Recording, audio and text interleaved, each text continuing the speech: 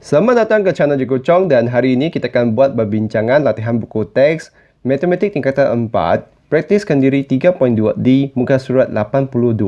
Jadi saya nak pesan adik-adik semua supaya ingat untuk siapkan latihan sendiri dahulu sebelum lihat penerangan daripada video ini. Dan video ini hanya akan saya kekalkan untuk tahun ini sahaja sebab saya faham dalam tempoh PKP ini semua guru agak susah untuk bincangkan latihan dalam buku teks. Jadi mari kita lihat bahagian ni, apa yang kita perlu tahu dahulu. Jadi dalam bahagian ni, apa yang diuji adalah kita nak tentukan sama ada suatu hujati datif tu kuat atau lemah. Dan selepas tu, kalau kuat tu ada lagi dipecahkan dengan sama ada yang meyakinkan atau tidak meyakinkan. Dan manakala untuk lemah tu hanya tidak meyakinkan. Jadi untuk melihat dia kuat atau lemah, sebenarnya apa yang kita lihat dahulu adalah kesimpulan. Jadi kita perlu pastikan kesimpulan tu benar atau palsu. Kalau benar, dia akan pergi ke kuat. Kalau palsu, dia akan terus ke pergi lemah. Jadi untuk hujat induktif ni sebenarnya agak senang saja. Kita hanya lihat kesimpulan dahulu. Lepas lihat kesimpulan, yang palsu tu hanya ada satu kesudahan saja, iaitu lemah dan tidak meyakinkan. Jadi untuk bahagian ni anda akan gunakan lemah dan tidak meyakinkan. Untuk kesimpulan yang benar, dia ada dua kemungkinannya. Iaitu dia boleh jadi kuat dan meyakinkan kalau semua premisnya benar. Kalaulah kita ada premis yang palsu, maksudnya salah satu premis tu palsu, dia akan jadi kuat tetapi tidak meyakinkan. Jadi anda perlu hati-hati ya. Yang di bahagian ni adalah dan sebelah ni adalah tetapi. Dalam video yang saya hasilkan sebelum ni, saya ada buat satu kesilapan di mana saya gunakan dan sepatutnya dia gunakan tetapi. Kalaunya adalah kuat tetapi tidak meyakinkan. Jadi kena hati-hati untuk bahagian ini. Jadi mari kita bincangkan latihan tu.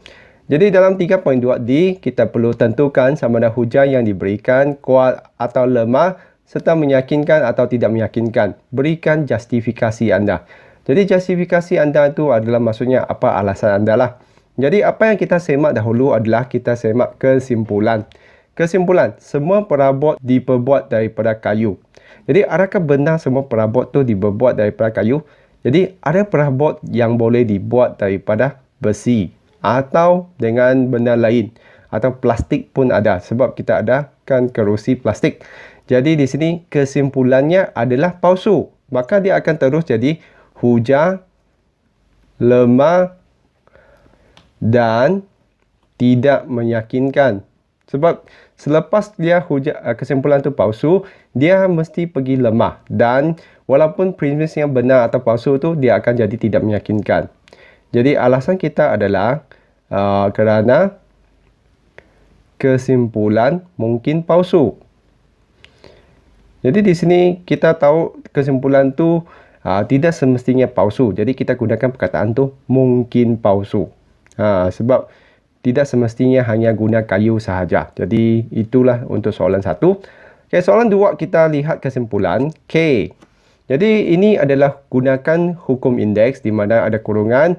Kurungan ni maksudnya darab. Jadi M darab N. Jadi kesimpulannya memang betul. Maka kita perlu tengok kita punya premis adakah dia benar atau tidak. K kuasa 5 darab 2 jadi 10, betul. 8 darab 2, 16, betul. Jadi semua ni adalah benar. Maka ni adalah hujah, kuat dan meyakinkan. Jadi kita semak kesimpulan dahulu, baru kita semak yang premis. Okey, nombor 3. Kesimpulannya, 2 kuasa N boleh dibahagi tepat dengan 4. Jadi kita lihat di sini 2 kuasa N. Contohnya 2 kuasa 1, iaitu 2. 2 tu boleh bahagi dengan 4 dah? Tidak dapat kan? Jadi di sini dia kesimpulannya sudah palsu. Jadi dia memang akan jadi hujah, lemah dan tidak meyakinkan. Jawapan yang sama seperti nombor 1. Sebab kita punya kesimpulan tu adalah mungkin palsu. Kerana kesimpulan mungkin palsu. Jadi untuk keadaan ni kita boleh masukkan nombor lah untuk uji adakah semua tu boleh bahagi tepat dengan 4. Jadi kita dapati 2 kuasa 1 tu 2 kalau bahagi dengan 4 adalah 0.5. Memang tidak dapat bahagi tepat. Jadi begitulah untuk soalan 1 sampai 3. Mari kita teruskan soalan 4. Jadi kita lihat dulu kesimpulan. Hasil darab gandaan 2 dan 5 bahil dengan digit sifar. Jadi di sini 2 darab 5 memang 10. Jadi kita tengok kalau kita tak pasti tu kita semak dengan previous-nya. Jadi 2 darab 5 10, 4 darab 5 20, 6 darab 5 30. Jadi memangnya adalah benar. Jadi semua ni adalah benar, makanya adalah hujah kuat dan meyakinkan. Okey, lepas tu soalan 5. Semua gandaan 6 ialah nombor genap. Jadi kita perhatikan kalau nombor gandaan 6 tu, contohnya kita lihat adakah nombor-nombor di atas tu adalah gandaan 6. 24 ialah gandaan 6. Jadi kita bahagikan 24 bahagi 6. Memangnya 4. Okey, jadi ini benar. 36 bahagi 6. Okey, 6 benar. Dan kita dapati 40 tu bahagi 6 tu ini tidak dapat dibahagi penuh. Sebab 40 tu memang bukan gandaan 6. Jadi untuk gandaan kesimpulan tu, semua gandaan 6 ialah nombor genap. Kalau gandaan untuk nombor genap, memangnya akan jadi nombor genap. Jadi kesimpulannya adalah benar. Tetapi kita ada satu premis yang palsu. Jadi kita akan tuliskan hujah kuat. Inilah keadaan di mana kita tidak akan gunakan dan. Tetapi akan gunakan tetapi tidak meyakinkan. Kerana premis 3 adalah palsu. Jadi begitulah jawapan untuk soalan 5. Ini adalah keadaan di mana kita ada kesimpulan yang benar tetapi salah satu premis tu palsu, makanya jadi hujah kuat tetapi tidak meyakinkan. Okey, nombor 6. Kita lihat kesimpulan. Semua haiwan mempunyai 4 kaki. Jadi ini memang akan palsu lah. Kalau kita perhatikan burung 2 kaki aja, ikan tiada kaki. Jadi di sini memangnya akan jadi palsu. Jadi di sini adalah hujah lemah dan tidak meyakinkan.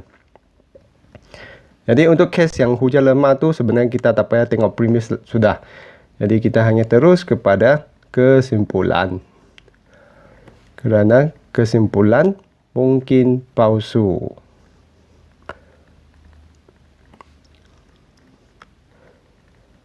Jadi begitulah jawapan untuk praktikal diri 3.2D ini. Jadi sekali lagi cikgu nak pesan semua adik-adik supaya ingat untuk lengkapkan latihan anda sendiri sebelum lihat penerangan daripada video ini. Dan adik-adik semua mesti ambil usaha untuk belajar kerana tempoh PKP ini memang agak panjang. Kalau anda tidak buat, saya bimbang nanti anda akan ketinggalan dalam pelajaran anda. Jadi setakat itu saja untuk video kali ini. Sekian, terima kasih. Kita jumpa lagi.